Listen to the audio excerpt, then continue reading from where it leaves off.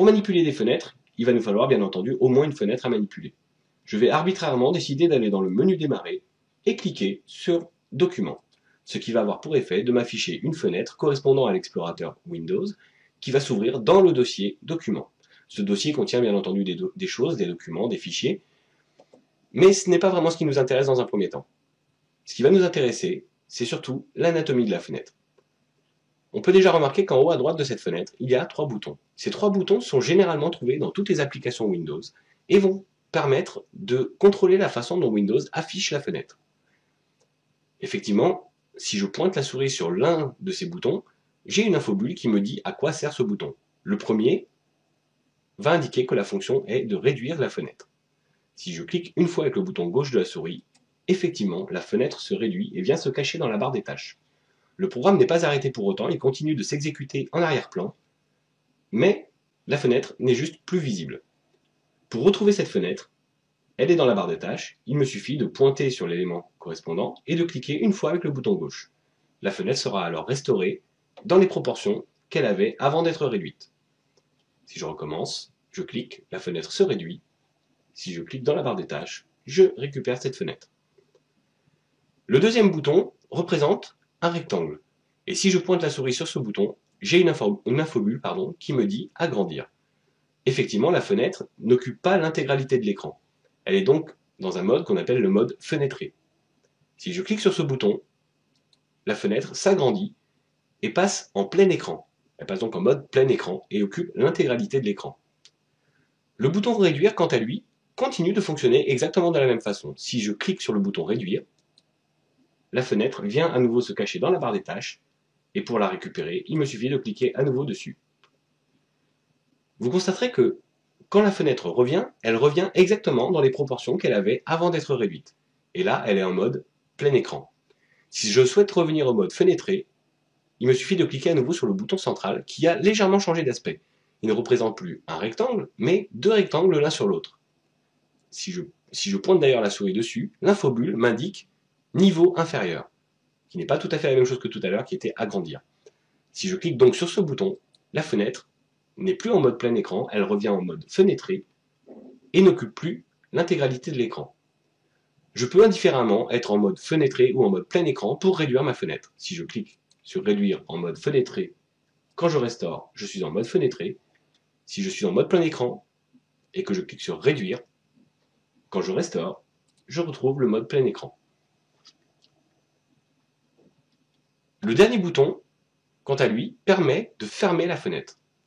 Si je pointe la souris dessus, effectivement, l'infobulle m'indique fermer. Si je clique sur cette croix, donc, sur fond rouge, le programme s'arrête. Et on voit que le programme s'est arrêté parce que l'icône dans la barre des tâches n'est pas encadrée. Elle n'est pas en surbrillance. Ce qui indique bien que le programme s'est arrêté. Je vais attirer votre attention sur un petit détail. Je vais rouvrir ce document, donc en cliquant sur le menu démarrer et sur document. Et vous constaterez que quand j'ai fermé la fenêtre, j'étais en mode plein écran. Quand j'ouvre la fenêtre à nouveau, je retrouve ce mode plein écran. Essayons de repasser en mode fenêtré et de voir si ça fonctionne exactement de la même façon en mode fenêtré. Donc je suis en mode fenêtré, je clique sur la croix, la fenêtre disparaît, donc le programme s'arrête. Si je retourne dans le menu démarrer et que j'ouvre à nouveau document, je suis effectivement en mode fenêtré. Voilà ce qu'on peut dire des réductions et des agrandissements de fenêtres. Il existe d'autres moyens de passer la fenêtre en mode plein écran. Un moyen qui est apparu avec Windows 7, qui est finalement un moyen assez simple et assez élégant. Il suffit de maintenir le bouton gauche de la souris enfoncé dans la zone de la barre de titre. Alors, avant de faire cette manipulation, je vais juste expliquer pourquoi cette zone s'appelle la barre de titre, puisque effectivement dans l'explorateur Windows, ce n'est pas très parlant. Si je prends un autre exemple, et que je vais lancer par exemple la calculatrice, on constate que le titre de l'application apparaît effectivement dans cette zone, calculatrice.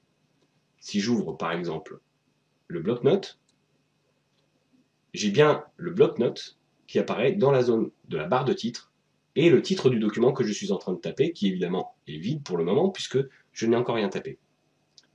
Je vais pouvoir fermer ces applications en cliquant sur la croix. Et ça marche exactement comme l'explorateur Windows. Cette barre de titre, donc, va nous permettre de gérer plusieurs choses sur cette fenêtre, notamment le déplacement de la fenêtre. Si je maintiens le bouton gauche enfoncé en cliquant sur cette barre de titre et que je me déplace dans quelque direction que ce soit, la fenêtre suit le mouvement de la souris. Et c'est en utilisant cette fonction de déplacement qu'on va pouvoir agrandir la fenêtre en mode plein écran par un moyen qui est apparu donc, comme je vous le disais, dans Windows 7.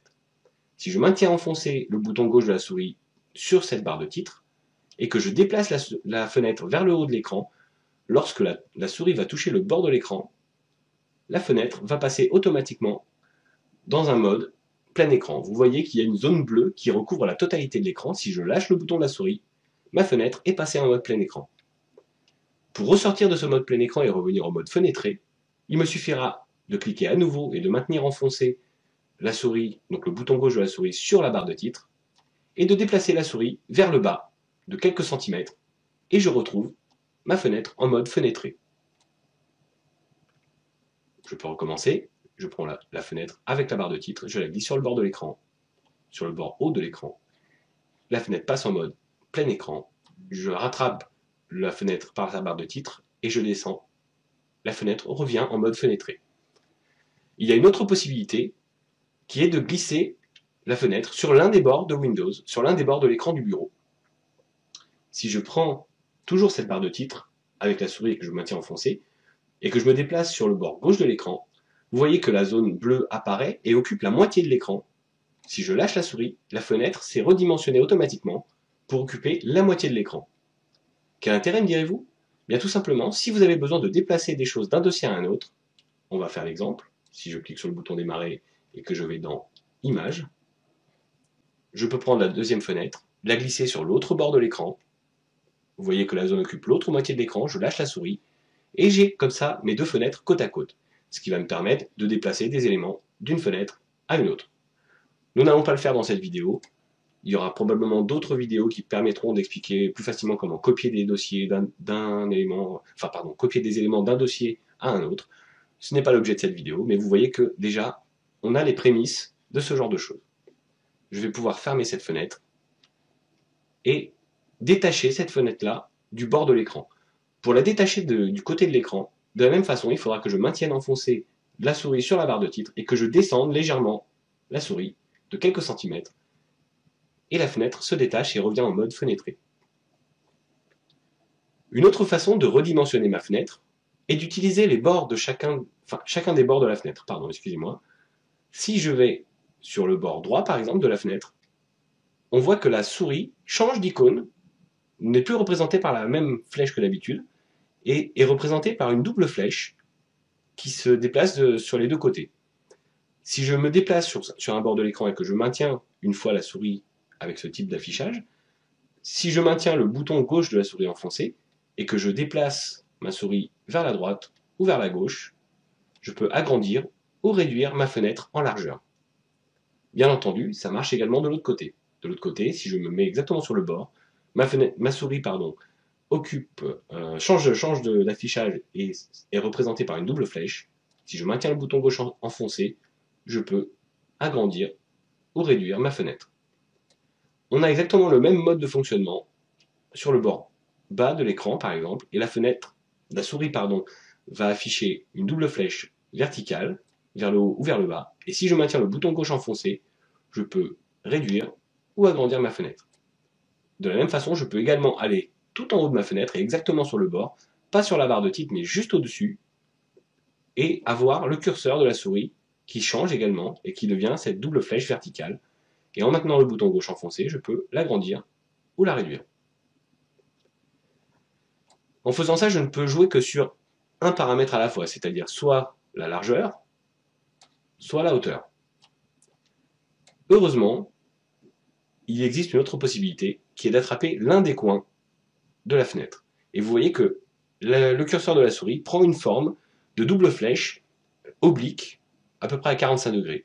Et si je maintiens le bouton gauche de la souris enfoncé, je peux, en suivant le sens des flèches, agrandir ou réduire ma fenêtre, mais dans les deux sens, que ce soit horizontal ou vertical, que ce soit en largeur ou en hauteur. Ça marche également de l'autre côté. Et en fait, ça marche sur n'importe quel angle. Je peux le faire en haut, et je peux le faire également de ce côté-là. Attention tout de même à ne pas cliquer sur la croix, mais ça fonctionne. Encore une autre possibilité de redimensionnement de ma fenêtre va être d'attraper le bord haut de la fenêtre et de le glisser jusqu'au bord de l'écran. Ma fenêtre va automatiquement s'ajuster à la hauteur maximale disponible sur le bureau. Je vais recommencer la manipulation avec une fenêtre légèrement plus petite. Si je me mets ici, j'attrape le bord haut de ma fenêtre et je le glisse sur le bord de l'écran. La zone bleue apparaît et je vois que je peux lâcher la souris. Ma fenêtre a été redimensionnée en hauteur sur l'écran. Ce mode-là est très pratique par exemple pour les traitements de texte où on a besoin d'avoir beaucoup de lignes à l'écran. On a besoin d'occuper la hauteur totale de l'écran. La largeur, quant à elle, n'est pas affectée. Pour détacher bien entendu cette fenêtre, je vais recommencer la même manipulation et je vais glisser dans l'autre sens. Donc si vous attrapez la fenêtre, vous pouvez la déplacer effectivement d'un côté à l'autre, vous pouvez la réduire, l'agrandir comme vous le souhaitez, la coller sur l'un des bords de l'écran. Donc voilà comment on manipule des fenêtres dans Windows. Avant de finir cette vidéo, il y a d'autres façons d'arranger les fenêtres et d'organiser les fenêtres à l'écran. Je vous ai montré tout à l'heure effectivement qu'on pouvait glisser une fenêtre sur un bord de l'écran, avoir une deuxième fenêtre glissée sur l'autre bord, mais ce n'est pas la seule façon de le faire. Je vais par exemple cliquer sur ce bouton explorateur de Windows et ouvrir une nouvelle fenêtre d'explorateur. Je peux par exemple réorganiser mes fenêtres en cliquant sur la barre de tâches. En cliquant avec le bouton droit, j'obtiens un menu contextuel et sur ce menu contextuel, je peux décider par exemple de mettre les fenêtres en cascade. Si je clique dessus, mes deux fenêtres sont bien en cascade. Alors sur deux fenêtres, c'est pas forcément très parlant. On va en ouvrir un petit peu plus. Alors on va ouvrir, musique, on va ouvrir le dossier personnel. Voilà, ça me fait quelques fenêtres d'ouvertes. 4 fenêtres en l'occurrence. Si je clique avec le bouton droit sur la barre des tâches et que je clique sur cascade, les 4 fenêtres sont bien en cascade, l'une devant l'autre. Je peux les déplacer, je peux effectivement toutes les bouger, les ajuster, les réduire, les agrandir, faire à peu près ce que je veux, mettre les unes devant les autres, utiliser la barre de tâches pour basculer de l'une à l'autre, c'est tout à fait possible. Un autre mode d'organisation des fenêtres, toujours depuis la barre des tâches, en cliquant avec le bouton droit et toujours dans le menu contextuel, c'est d'avoir les fenêtres empilées. Si je clique sur fenêtre empilée, vous voyez que les fenêtres s'empilent et se répartissent la totalité de l'écran de façon équitable. Si j'ai 4 fenêtres, elles se mettent effectivement chacune dans un quart de l'écran. Si je clique à nouveau sur le menu sur la barre de tâches et que je choisis de mettre les fenêtres côte à côte, avec 4 fenêtres, on ne voit pas la différence. Je vais juste vous montrer ce que ça donne avec 3 fenêtres. Si je ferme l'une de ces fenêtres et que je recommence la manipulation, clic droit, afficher les fenêtres empilées, vous voyez qu'elles sont bien l'une au-dessus de l'autre et qu'elles sont effectivement empilées. Si maintenant je retourne cliquer avec le bouton droit dans la barre de tâches et que je demande à les afficher côte à côte, elles sont affichées côte à côte cette fois-ci et non pas empilées. Si je décide de ne plus les afficher côte à côte, je peux annuler l'affichage côte à côte.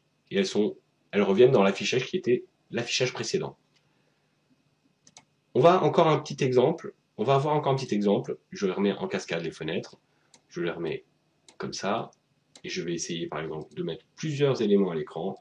La calculatrice par exemple, le bloc-notes. Je vais ouvrir d'autres fenêtres d'explorateur. Je vais volontairement mettre un petit peu la pagaille sur ce bureau. On va voir qu'il y a beaucoup d'éléments et que ça va être assez difficile de voir les choses. Mais c'est fait exprès. Alors, encore quelques petites secondes de patience, le temps que je prépare les choses. Voilà. Donc vous voyez que il y a plusieurs fenêtres sur cet écran et que par exemple si je souhaite taper mon courrier, taper un document dans le bloc-notes, je vais cliquer donc comme je vous ai montré sur la barre des tâches sur le programme bloc-notes et je vais commencer à taper mon courrier.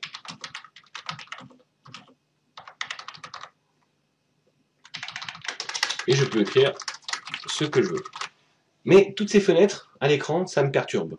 Et j'aimerais pouvoir m'en débarrasser et ne garder que le bloc-notes à l'écran. Plusieurs possibilités s'offrent à moi, c'est soit de passer sur les fenêtres une par une et de cliquer sur réduire, mais vous vous rendez bien compte que ça va être assez fastidieux. Soit de cliquer, comme je vous l'ai montré dans les vidéos concernant la barre de tâches, sur le bouton afficher le bureau, qui va avoir pour effet de tout masquer, puis de retourner chercher le bloc-notes, ce qui est quand même assez long également. Si je clique à nouveau sur afficher le bureau, je vois que je retrouve toutes mes fenêtres. Depuis Windows 7, il existe une autre petite astuce qui permet de nettoyer un petit peu son bureau, un peu plus simplement et de façon un peu plus amusante. Si je clique et que je maintiens le bouton gauche enfoncé de la souris sur la barre de titre de mon bloc-notes, qui est l'élément que je veux conserver, et que je secoue la fenêtre de gauche à droite, toutes les autres fenêtres vont se masquer automatiquement. Voilà, c'était une petite astuce amusante. Je peux à présent fermer mon bloc-notes. Non, je ne souhaite pas enregistrer ce document.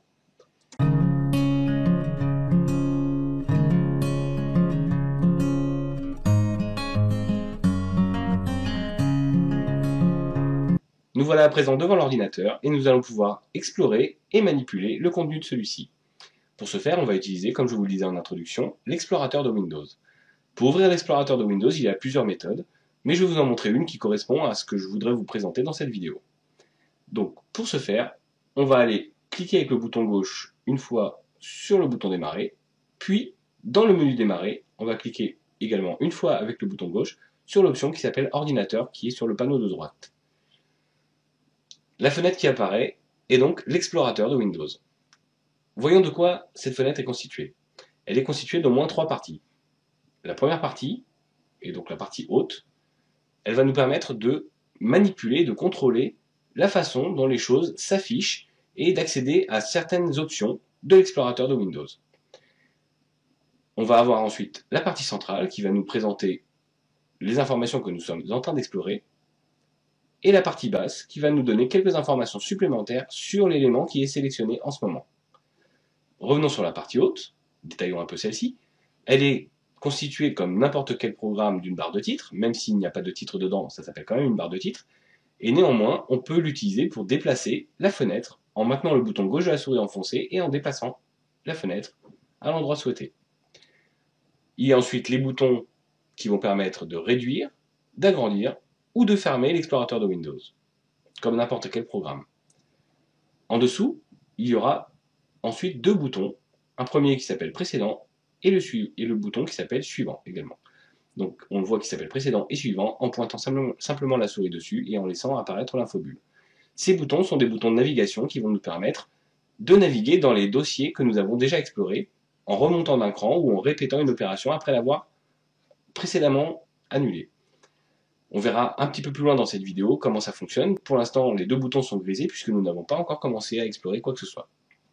À côté des boutons de navigation, on va trouver la barre d'adresse. La barre d'adresse va nous indiquer le chemin dans lequel nous nous trouvons actuellement. Et actuellement, nous sommes dans ordinateur. Donc, nous verrons également qu'au fur et à mesure que nous explorons l'un des disques durs, par exemple, cette barre d'adresse va changer, va afficher des informations différentes.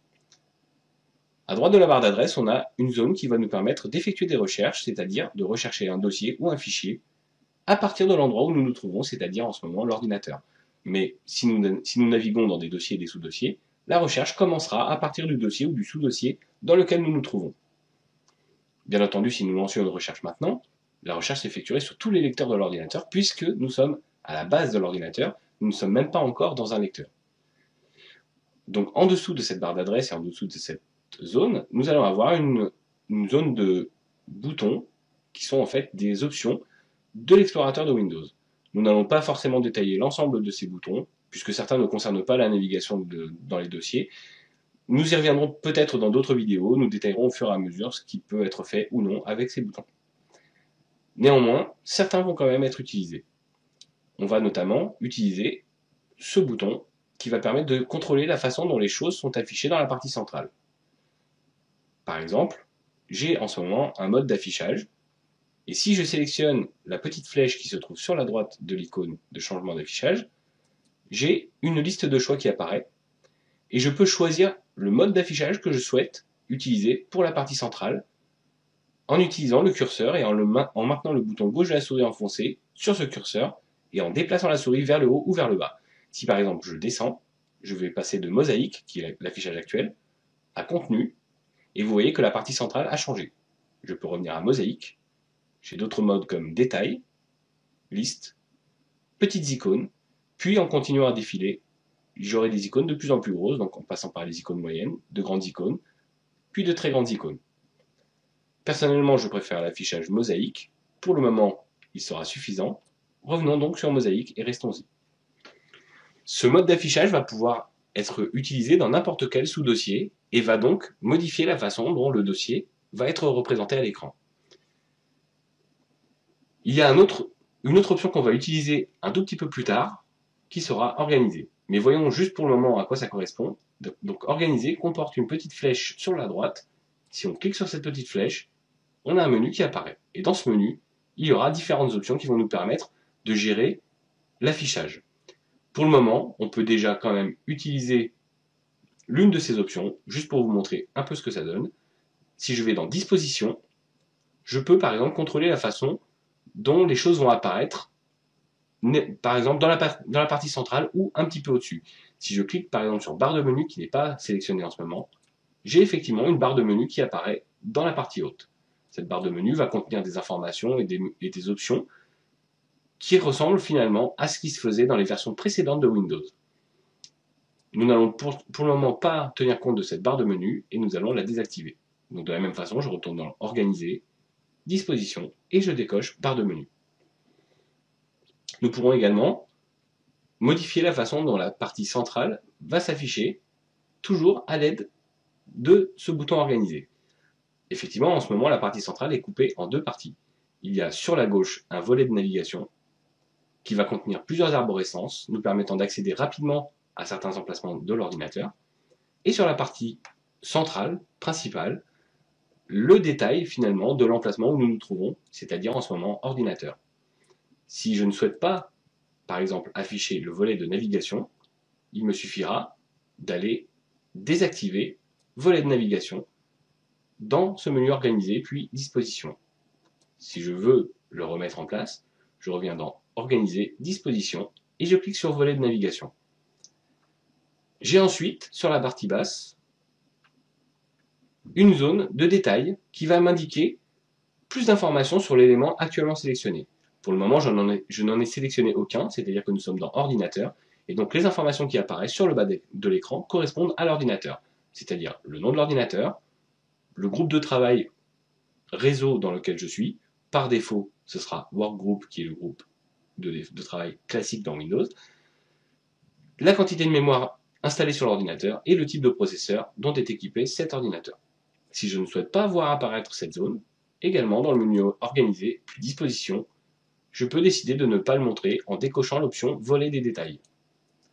Je n'aurai plus cette partie basse et je pourrai me concentrer sur la partie centrale.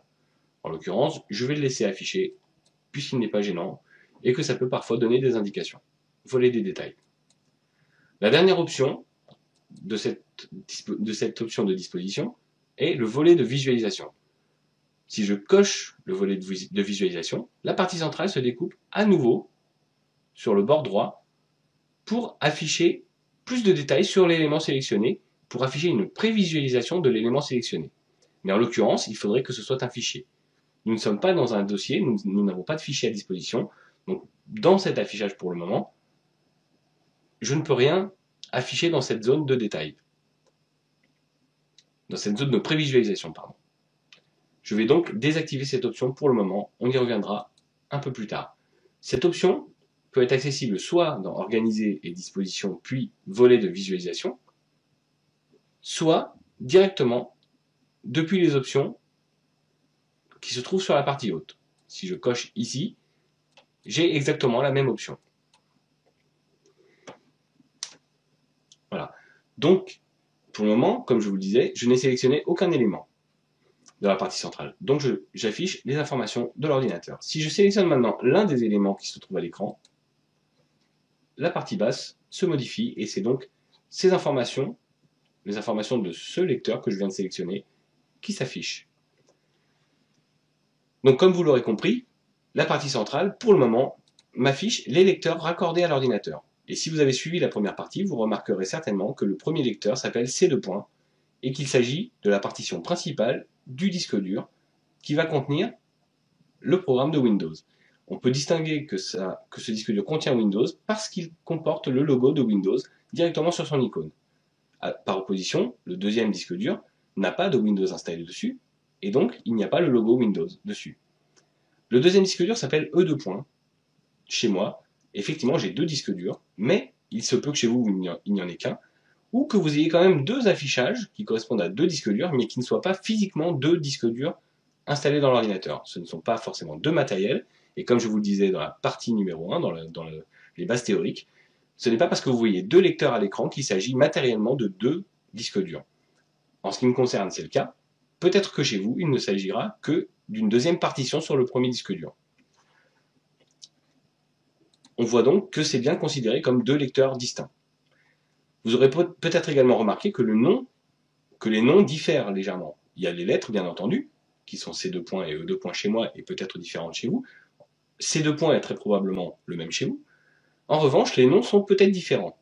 Tout simplement parce que ces noms sont attribués au moment du formatage du disque dur, au moment de son initialisation, et selon votre ordinateur, si c'est un ordinateur de marque, il se peut que le fabricant ait pré-programmé votre ordinateur et ses disques durs avec un nom qu'il aura choisi arbitrairement. Ça peut être la marque, par exemple, de l'ordinateur que vous avez acheté, mais ça peut très bien être simplement OS pour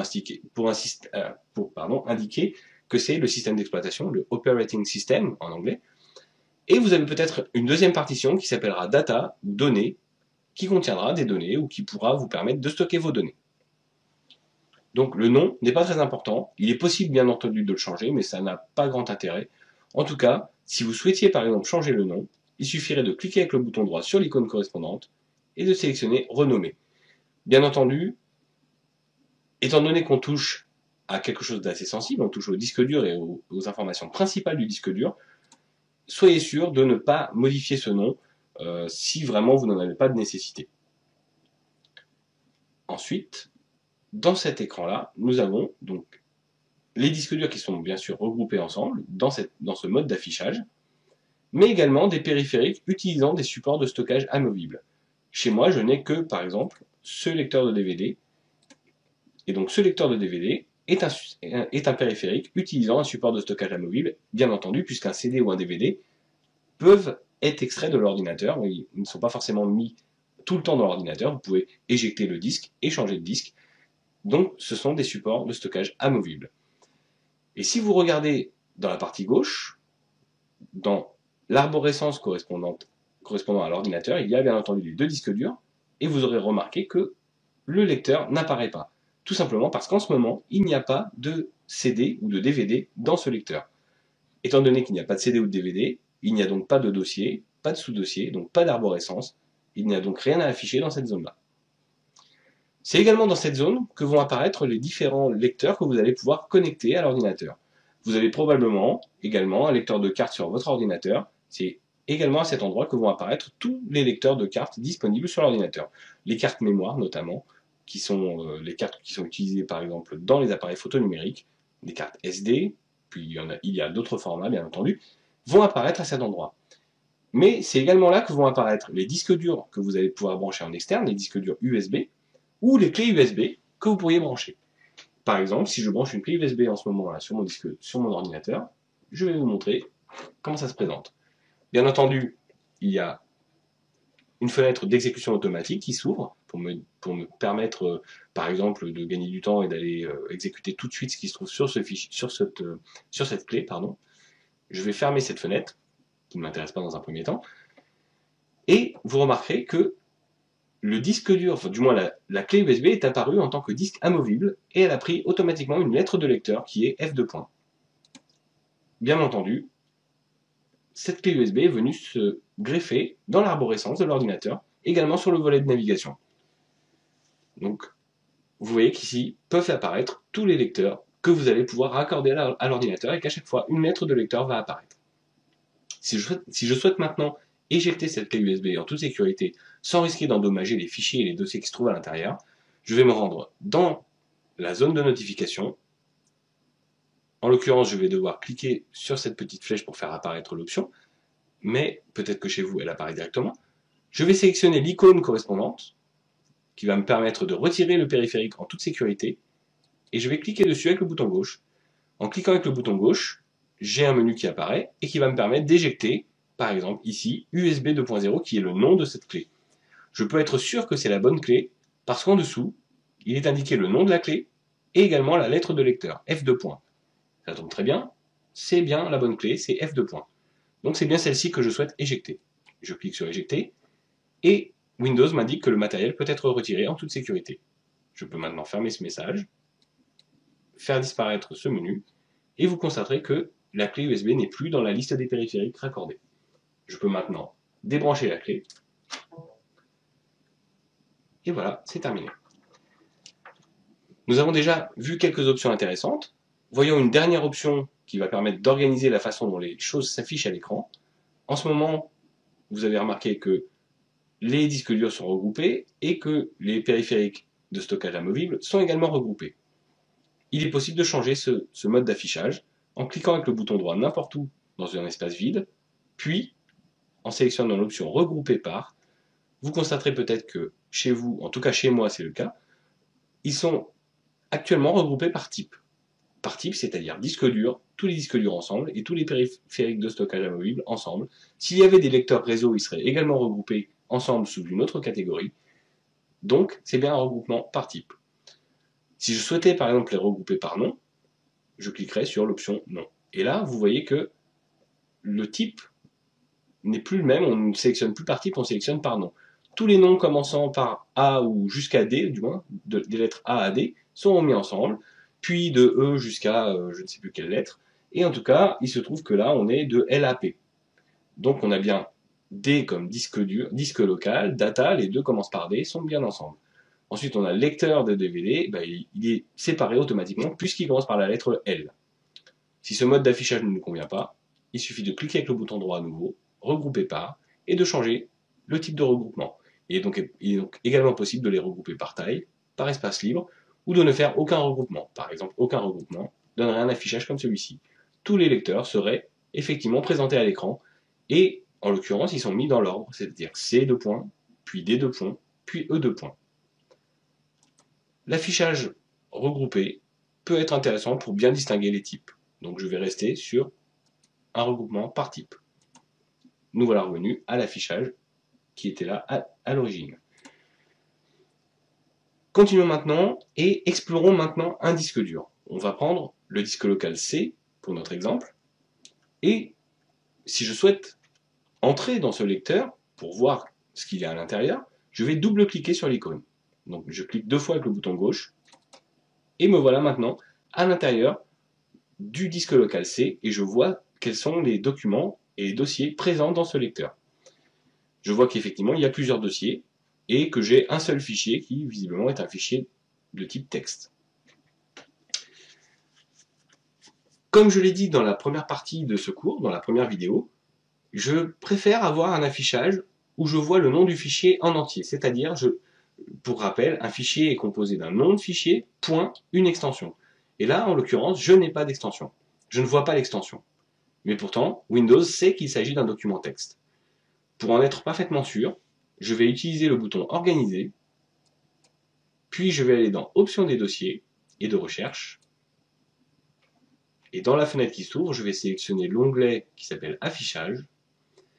Puis je vais, dans les paramètres avancés, défiler jusqu'à l'option qui s'appelle Masquer les extensions de fichiers dont le type est connu. Je vais décocher cette case. En effet, Windows masque les extensions de fichiers quand il sait précisément de quel type de fichier il s'agit et quand il sait avec quel programme il peut les ouvrir. Je préfère moi-même consulter également ce type de fichier et voir l'extension, ce qui va me permettre d'être bien certain que le fichier est bien ce qu'il prétend être. Et ce qui va me permettre, à moi aussi également, de pouvoir choisir quel est le programme que je souhaite utiliser pour ouvrir tel ou tel fichier. Donc on décoche cette option, je clique sur OK, et à présent, le nom s'affiche dans son intégralité, c'est-à-dire on a un nom qui est un petit peu biscornu, hcw driver install, .txt. Et effectivement, le .txt m'indique bien qu'il s'agit d'un document texte. À présent, cette option-là va être valable pour tous les dossiers. Pour se déplacer, serait d'utiliser les boutons de navigation. Je peux par exemple cliquer sur précédent pour revenir au disque local C qui était l'emplacement où je me trouvais avant d'entrer dans le dossier Windows. Si je souhaite maintenant retourner dans le dossier Windows, je peux également avancer vers le dossier Windows, donc utiliser le bouton suivant. Je peux comme ça me déplacer en arrière ou en avant. Et je vois que en cliquant 2 fois sur suivant, je vais d'abord dans le disque local C, puis je retourne dans Windows. C'est étrange puisque je penserais effectivement retourner dans ordinateur. Eh bien, c'est tout à fait logique, au contraire, tout simplement parce que ça fait partie des pages que j'ai consultées, ça fait partie des dossiers que j'ai consultés. Je peux m'en rendre compte en cliquant sur la petite flèche qui se trouve entre le bouton suivant et la barre d'adresse. Et je vois qu'effectivement, j'ai commencé par être dans ordinateur, puis je suis allé dans disque local C, je suis entré dans Windows, puis je suis revenu au disque local C, puis je suis retourné dans Windows. Et je peux revenir à n'importe laquelle de ces actions en utilisant cette petite flèche. Je peux par exemple revenir directement à ordinateur en cliquant directement sur ordinateur. Si je souhaite retourner dans disque local C, je peux indifféremment choisir l'un ou l'autre, ça n'a pas d'importance. Je suis dans disque local C. Maintenant que j'ai vu qu'il y a ces dossiers, voyons comment ça se passe dans mon dossier qui m'est propre. Je vais remonter d'un cran, je vais aller sur utilisateur, et je vais à présent entrer dans le dossier qui s'appelle OrdiRépar. Dans ce dossier OrdiRépar, je vais avoir une succession de dossiers qui sont prévus et qui sont déjà nommés pour me faciliter le rangement. Il y a par exemple le bureau qui va correspondre aux icônes que j'ai sur le bureau actuellement. Si j'ouvre par exemple le dossier bureau, je verrai que j'ai raccourci qui correspond à mon dossier raccourci qui se trouve ici, Google Chrome qui se trouve ici, et Mozilla Firefox qui se trouve ici. Donc le dossier bureau représente le bureau de l'ordinateur. Et donc, ce qui veut dire que le bureau de l'ordinateur n'est rien d'autre qu'un dossier, comme tant d'autres, il est juste présenté différemment par Windows. Très bien, remontons d'un cran, je suis à nouveau dans OrdiRépar, je vois que j'ai des contacts, je peux également avoir des favoris, qui sont les favoris internet, j'ai également des liens. Ces liens vont correspondre, si je remonte dans l'explorateur, ici dans le volet de navigation, ces liens vont correspondre à cette zone de favoris. Tout simplement, cette zone de favoris est personnalisable et je vais pouvoir y mettre tous les dossiers qui me semblent judicieux auxquels j'ai besoin d'accéder régulièrement. En ce moment, il y a par exemple les téléchargements qui sont ici, qui correspondent à ces téléchargements, qui sont également sous forme de liens dans ce dossier-là. Je peux, indifféremment, créer des choses dans le dossier lien. Si je l'ouvre, je peux par exemple ajouter des raccourcis à cet endroit. Mais une méthode plus facile serait, par exemple, de glisser tout simplement. Si je souhaite accéder régulièrement à ma musique, je vais prendre mon dossier Ma musique, je vais maintenir le bouton gauche enfoncé sur le dossier Ma musique, et je vais le déplacer jusqu'à l'emplacement souhaité dans la zone de favoris. Par exemple, si j'écoute beaucoup de musique, plus souvent que je ne vais sur le bureau, je vais me placer directement en haut de la liste. Si je souhaite le déplacer, à présent, je peux maintenant également utiliser le bouton gauche. Alors, j'ai relâché le bouton gauche, bien entendu, pour déposer le fichier. Si je maintiens à nouveau le bouton gauche et que je me déplace, je peux également choisir un autre emplacement, tout en bas de la liste par exemple. Je peux réorganiser cette zone de favoris à ma guise. À présent, si je souhaitais supprimer ma musique de cette liste de favoris, puisque finalement je me suis trompé et je ne préfère pas l'avoir ici, je vais cliquer avec le bouton droit sur l'option Ma musique, puis je vais cliquer sur Supprimer. Voilà, le raccourci c'est simplement placé dans la corbeille. Et je peux faire ça pour n'importe quel dossier, que ce soit l'un de ces dossiers ou éventuellement des dossiers que je pourrais créer moi-même. Prenons un autre exemple et allons dans la logique des choses. Si je vais dans le dossier Mes documents, je verrai qu'il y a déjà, par exemple, des choses. Ce n'est pas forcément moi qui ai tout créé. Dans mes documents, il y a des documents qui sont créés à chaque fois que j'ai installé certains programmes. Je souhaite, par exemple, maintenant créer moi-même des documents, texte, par exemple, et je voudrais qu'ils soient rangés. Je vais créer moi-même un dossier dans ce dossier Mes documents. Voilà, c'est ce que je vous disais tout à l'heure. Il ne faut pas déplacer le dossier utilisateur, il ne faut pas déplacer les dossiers qui portent votre nom. En revanche, à l'intérieur, donc il y a un dossier qui s'appelle Mes documents, bien entendu qu'il ne faut pas déplacer, mais à l'intérieur de ce dossier Mes documents, vous pouvez commencer à faire ce que vous voulez et mettre les dossiers que vous voulez, comme vous le voulez. Par exemple, si je souhaite créer un dossier ici, je vais cliquer par exemple avec le bouton droit n'importe où sur un espace vide, et je vais sélectionner Nouveau, puis Dossier, dans le menu qui apparaît. Et je clique une fois avec le bouton gauche sur dossier. Un nouveau dossier est apparu et par défaut il s'appelle nouveau dossier. En revanche, Windows me propose immédiatement de lui donner un nom, le nom de mon choix. Donc je vais l'appeler par exemple texte du cours vidéo. Je valide avec la touche Entrée. Et voilà, je viens de créer un dossier qui s'appelle texte du cours vidéo. Il y a une autre façon de faire sur Windows 7 qui est un petit peu plus rapide. Je peux par exemple créer un dossier directement en utilisant l'option Nouveau dossier qui se trouve dans la barre d'outils de l'explorateur. Si je clique sur Nouveau dossier, il me crée à nouveau un autre dossier qui s'appellera par défaut Nouveau dossier et que je pourrais également renommer en l'appelant par exemple Test.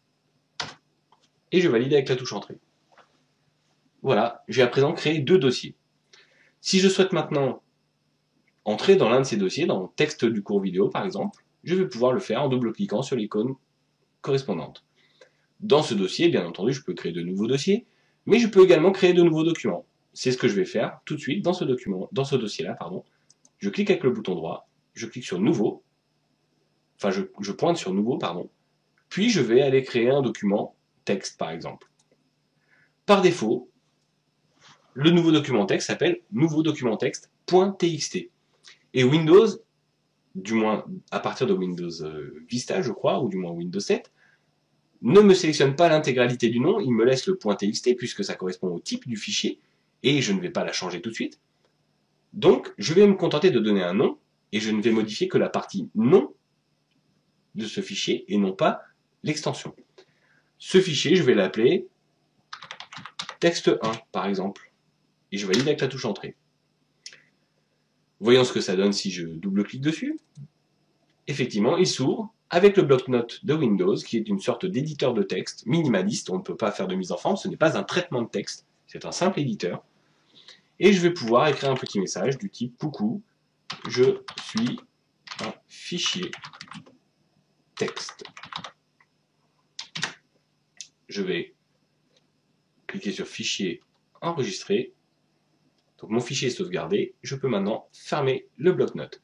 Et je vois que le fichier texte est là, que c'est bien un document texte qui vient d'être modifié, et que la taille de ce fichier est de 1 kilooctet.